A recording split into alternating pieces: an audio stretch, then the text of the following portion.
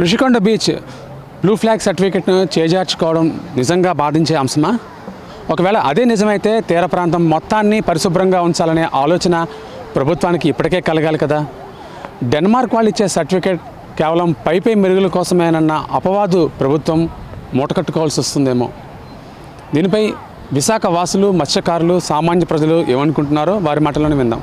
ఈ మధ్య అంతా తాబేలు చనిపోయి పెద్ద పెద్ద తాబేలు చనిపోయి పెద్ద పెద్ద చేపలు చనిపోయి నేను పోని ఇబ్బందులు పడుతున్నాం మత్స్యకారులు.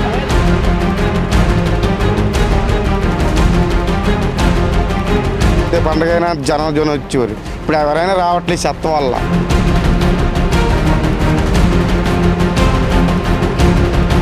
మందుల పరిశ్రమలు తీసుకొచ్చి సముద్రాన్ని నాశనం చేసే విధంగా ఈరోజు గత ప్రభుత్వం అయితేనే నేటి ప్రభుత్వాలు చేస్తున్నాయి.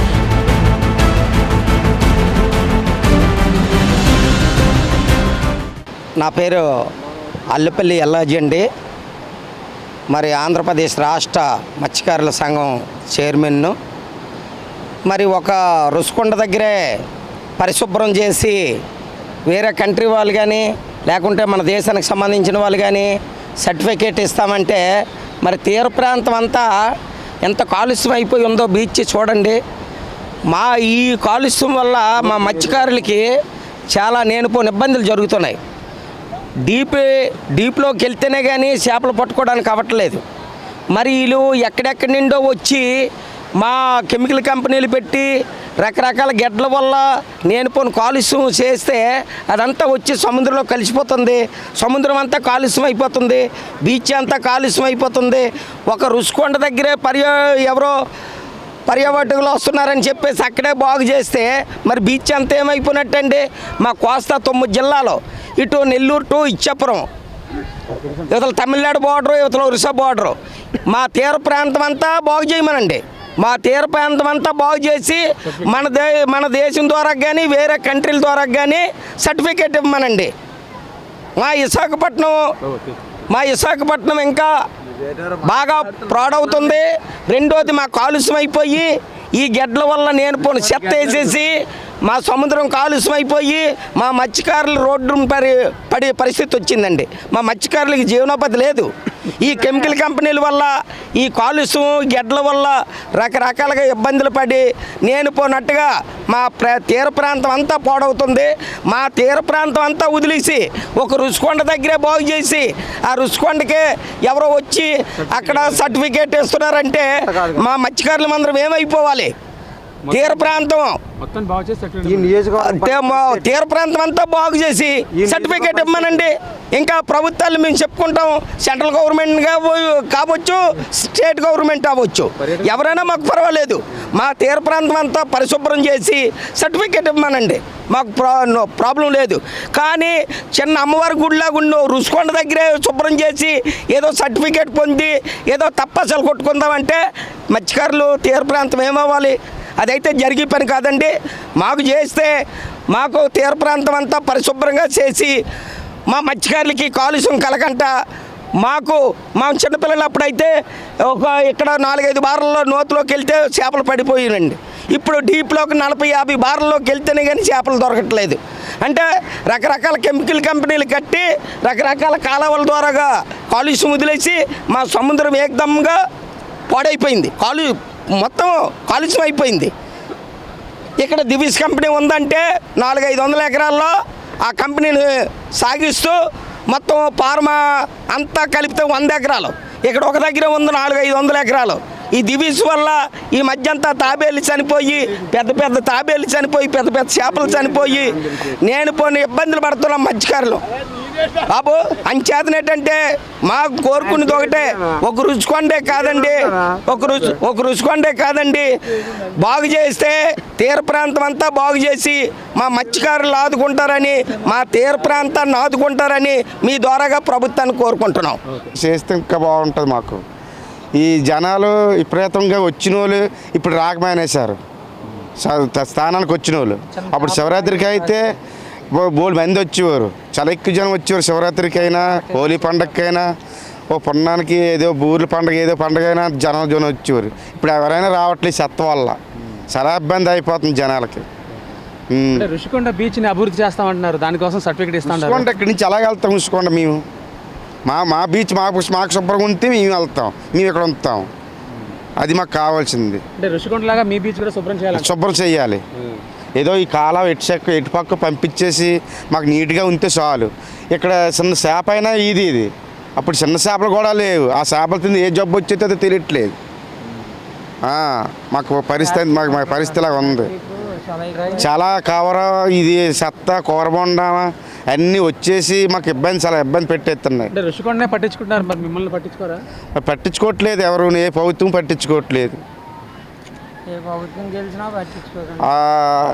మరి అప్పుడు ఇక్కడ బొమ్మలు అమ్ముతున్నారు, బొమ్మలు కూడా వెంటనే తీయట్లేదు.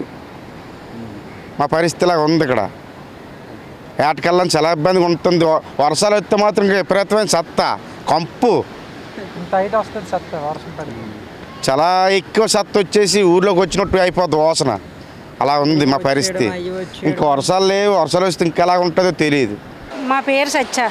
గడ్డలో అన్ని నీరు వచ్చేస్తుంది సముద్రంలోకి, పియ్యలు గియ్యలు అన్నీ వచ్చేస్తున్నాయి. సముద్రంలో చేపలు కూడా లేవు, ఏటలు కూడా సరిగ్గా లేవు. మత్స్యకారులు అస్సలు బతకడానికి తినడానికే కూడలేదు అసలు ఏమీని. చేపలు కూడా పడట్లేదు, ఏమి లేవు తినడానికే ఆతర మూతర అయిపోతుంది. అది మా ఊరి కోసం ఎవరు ఆలోచించట్లేదు, ఎవరు పట్టించుకోవట్లేదు. నీళ్ళు కూడా బాగా రావట్లేదు, మంచినీళ్ళు తాగే నీళ్ళు కూడా రావట్లేదు. సముద్రంలో చేపలు పడట్లేదు, వేటలు సరిగలేవు. ఇంకా గడ్డలోకి గడ్డ నీరంతా వచ్చి ఇక అన్ని నీరు వచ్చి అక్కడి నుంచి కులి నీరు వచ్చి చేపలు పడట్లేదు. అందరూ ఋషికొండ గురించి ఆలోచిస్తున్నారు. నా పేరు అప్పన్నండి. మేము మత్స్యకారులు చిన్నప్పటి నుంచి కాదు ఈ సముద్రంలో బతుకుతున్నాము.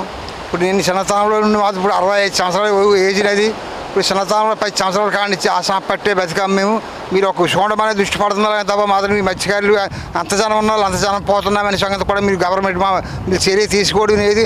ఏ నాయకుడు వచ్చినా ఏ గవర్నమెంట్ వచ్చినా అంతే అంతంలాగా తప్ప ఇంతే అనడం లేదు. ఆ గవర్నమెంట్ కూడా చూస్తున్నారు. గంగలో పిల్లలు మొలగడానికి కూడా లేదు. బోటు కట్టేసి రావాలనుకునేది అనేకమైన జబ్బులు వచ్చేస్తున్నాయి. కాన్సర్ జబ్బులు, ఆ జబ్బులు, అడ్డమైన జబ్బులు కూడా వచ్చేస్తున్నాయి. ఇది వరకు మా పిల్లలు అప్పుడు అంతే మాత్రం అలా కాదని సార్. ఈ ఒడ్డు మానే బతికేవాళ్ళు, ఈ గడ్డ మానే బతికేవాళ్ళు తప్ప మాత్రం ఇప్పుడు బతకనందుకు తిన్నందుకే సాప మొక్క లేదు. ఆ సాప తిన్నా మాకు జబ్బు వస్తుంది. అక్కడో కాడ పడి సాప తింటేనే కొద్దిగా సదుపాయం మాకు జరుగుతున్నది.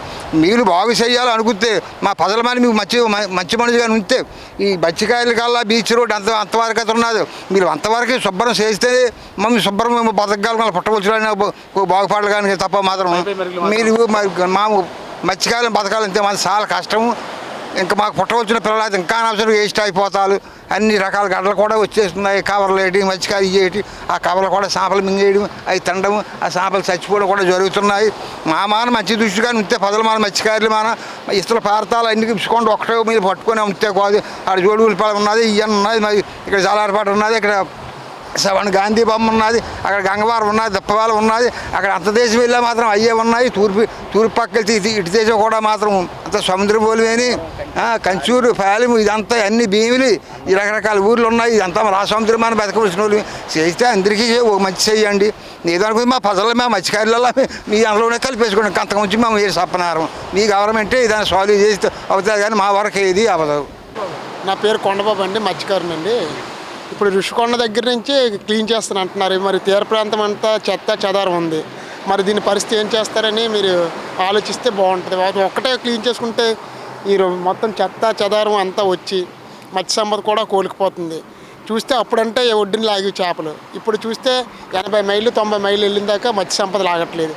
మరి అలాగనుకుంటే మొత్తం సంపద అంతా మత్స్య సంపద అంతా వెనక్కి వెళ్ళిపోతుంది. కాలుష్యము మొత్తం చెత్త చెదారం, దానివల్ల చాలా ప్రాబ్లమ్స్ వస్తున్నాయి. ఫ్యూచర్లోని మా తరం ఇలా ఉందనుకుంటే వచ్చే తరం కూడా ఇలాగే వ్యర్థ హృదయాలతోటి దీంతో మొత్తం అంతా కాలుష్యం అంతా మొత్తం పాడైపోతుంది.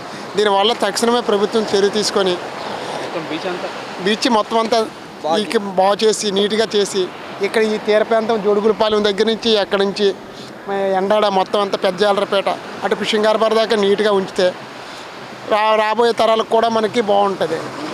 భీమిలి, అన్నవరము మొత్తం అటు నుంచి శ్రీకాకుళం జిల్లా నుంచి ఇచ్చాపురం దాకా కోస్టల్ ఏరియా ఎంతవరకు ఉందో అంతవరకు కూడా అంతా బాగు చేస్తారని ప్రభుత్వాన్ని మేము కోరుతున్నాం మత్స్యకారులు కాబట్టి. సార్ నా పేరు ఓడమదల నరసింహరావు సార్. మేము మా తాతల నాటి దగ్గర నుంచి ఇక్కడ జాలర్పేటలో బ్రతుకుతున్నాము. అయితే ఇప్పుడు కొత్తగా ఇక్కడ మన రుషికొండ దగ్గర ఆ ఒక్క ప్లేస్లోనే అంటే నీట్గా చేస్తున్నారంట. అది ఎంతవరకు న్యాయం కాదు. ఎందుకంటే అక్కడ ఓన్లీ పర్యాటకులు వచ్చి చూస్తారు కాబట్టి అక్కడ నీట్గా చేస్తున్నారు. అయితే చెయ్యాలనుకుంటే ఈ కోస్తాంధ్ర మొత్తం చెయ్యాలి. ఎందుకంటే ఇక్కడ ఈ కోస్తాంధ్ర నుంచి నెల్లూరు నుంచి ఇక్కడ మన ఇచ్చాపురం వరకు చెయ్యాలి కదా. నీట్గా చేస్తే అప్పుడే కదా మత్స్య సంపద అనేది మంచిగా అవుతుంది. ఇప్పుడు ఇక్కడ గడ్డ కూడా ఉంది. ఈ గడ్డ వల్ల ఈ మత్స్య సంపద చాలా చనిపోతుంది. ఇక్కడ బీచ్ చూస్తున్నారు కదా ఎలా ఉందో ఇదంతా. అయితే ఈ బీచ్ని ఏ విధంగా కూడా ఎవరు పట్టించుకోవట్లేదు. ఇప్పుడు ఈ ప్రభుత్వం వచ్చిన తర్వాత ఈ ప్రభుత్వం కూడా ఏమి సరిగ్గా చూడట్లేదు. అయితే ఇప్పుడు అక్కడ ఓన్లీ మన రుషికొండ బీచ్ దగ్గరే నీట్గా చేస్తున్నారని అయితే మనకి తెలిసింది. కానీ అది ఎంతవరకు న్యాయం కాదు. సర్టిఫికేట్ కోసం అయితేనే చేస్తున్నారండి కేవలం. ఆ సర్టిఫికేట్ ఇప్పుడు ఎందుకోసం? అది సర్టిఫికేట్ ఇస్తే కాదు, మనుషులు కూడా బాగుండాలి, మత్స్య సంపదను కూడా బాగుండాలి. అలా బాగుండాలంటే మీరందరూ కూడా అన్ని బీచ్లు కూడా నీట్గా చేయాలి. నీట్గా చేస్తే మనం బాగుంటాం, ఈ మత్స్య సంపద బాగుంటుంది. అప్పుడు అన్ని ప్రాంతాలకు కూడా పర్యాటకులు వచ్చి ఆనందంగా చూసి ఆనందంగా వాళ్ళే ఇస్తారు సర్టిఫికేట్ అనేది. అది మనకు కావాల్సిందే. విశాఖ తీరంలో రుషికొండ తీరాన్ని బ్లూ ఫ్లాగ్ సర్టిఫికేట్ రద్దయిందని ఒకరిపై మరొకరు విమర్శలు చేసుకుంటూ ఈరోజు పెద్ద రాద్ధాంతం చేస్తున్నారు. ఈరోజు విశాఖ తీరమే కాకుండాను ఆంధ్రప్రదేశ్లో 974 కిలోమీటర్ల తీర ప్రాంతం ఉంది. ఆ తీర ప్రాంతం మొత్తం మీద విషతుల్యమైన కార్యక్రమమైన పరిశ్రమలు, మందుల పరిశ్రమలు తీసుకొచ్చి సముద్రాన్ని నాశనం చేసే విధంగా ఈరోజు గత ప్రభుత్వం అయితేనే నేటి ప్రభుత్వాలు చేస్తున్నాయి. వాటి మీద దృష్టి పెట్టకుండాను బ్లూ ఫ్లాగ్ తీసేసారండి, మీ వల్లని చెప్పి ఈరోజు పెద్ద రాద్ధాంతం పాలక ప్రతిపక్షాలు చేస్తున్నాయి. ఇది ఎంత మాత్రం కరెక్ట్ కాదు. రాష్ట్ర వ్యాప్తంగా అన్ని తీర ప్రాంతాల్లో కూడాను ఏవైతే రసాయన పరిశ్రమలు తీసుకుని రసాయన పరిశ్రమల నుంచి సముద్రాన్ని కాపాడాలి, అలాగే తీర ప్రాంతాన్ని అంతా కూడా కాపాడాలని కోరుతున్నాం. అలాగే 2021లో కేంద్ర ప్రభుత్వం బ్లూ ఎకానమీ పేరుతో సముద్రాన్ని పెద్ద బడా పారిశ్రామిక తారతలను చట్టం తీసుకొచ్చింది. ఆ చట్టానికి ఇటు వైసీపీ ప్రభుత్వం తెలుగుదేశం రెండు కూడా పోటీపడి మద్దతు ఇచ్చాయి. ఈరోజు తీరం నుంచి 100 మీటర్ల దూరం వరకు 100 కిలోమీటర్ల పరిధిలో బడా పారిశ్రామిక కట్టబెట్టాలనేది ఆ బ్లూ ఎకానమీలో ప్రధాన అంశం. ఏదైతే గిరిజనుల అడవుల్లో ఏదైతే మైనింగ్ చేస్తున్నారో ఆ విధంగా సముద్రాన్ని మైనింగ్ చేయాలని ఈ బ్లూ ఎకానమీ తీసుకొచ్చి ఈరోజు పెద్ద ఎత్తున ఆంధ్రప్రదేశ్ తీరాన్ని నాశనం చేయడానికి ప్రభుత్వాలు పూనుకున్నాయి. ఇందువలన తీరంలో ఉన్న మత్స్యకారులకు మనుగడే ప్రమాదంలో పడే ఆస్కారం ఉంది. సముద్రంలో కూడాను మత్స్య సంపద తగ్గిపోయే ఆస్కారం కూడా ఉన్నది. ఈరోజు తీర ప్రాంతంలో బీచ్ల అందాల కోసం పోటీ పడుతున్న ప్రభుత్వాలు మత్స్యకారులని నాశనం చేసే విధంగా చట్టాలు తీసుకొస్తే కనీసం మాట్లాడకపోవడం అత్యంత శోచనీయం. రాబోయే రోజుల్లో ఈ బ్లూ ఎకానమీ మీద, మత్స్య వేట నిషేధం మీద, వేట నిషేధ భృతి మీద ఇప్పటి వరకు కూడా మాట్లాడకపోవటం, వీటన్నిటిపైన కూడాను పెద్ద ఎత్తున పోరాటాలకి ప్రజలను సిద్ధం చేస్తామని సందర్భంగా తెలియజేస్తున్నాం. బ్లూ ఎకానమీ ఒక రుషికొండ బీచే కాదు, బ్లూ ఫ్లాగ్ ఏదైతే సర్టిఫికేట్ ఉందో ఆ సర్టిఫికేట్ కోసమే కాకుండా రాష్ట్ర వ్యాప్తంగా తీర ప్రాంతాల్లో ఎన్ని రకాలైతే ఎక్కడెక్కడైతే ఈ పర్యాటక ప్రదేశాలు ఉన్నాయి అన్ని పర్యాటక ప్రదేశాల్లో వసతులు కల్పించాలి, మెరుగుపరచాలి, పర్యాటకులు వచ్చేటట్లు ఏర్పాట్లు చేయాలి తప్ప నేనంటే నేను మీరంటే మీరని దిప్పపొడుచుకోవడం కాదు. ఆ విధంగా తీర ప్రాంతాన్ని రక్షించాల్సిన అవసరం ఎంతైనా ఉందని సందర్భంగా తెలియజేస్తున్నాం.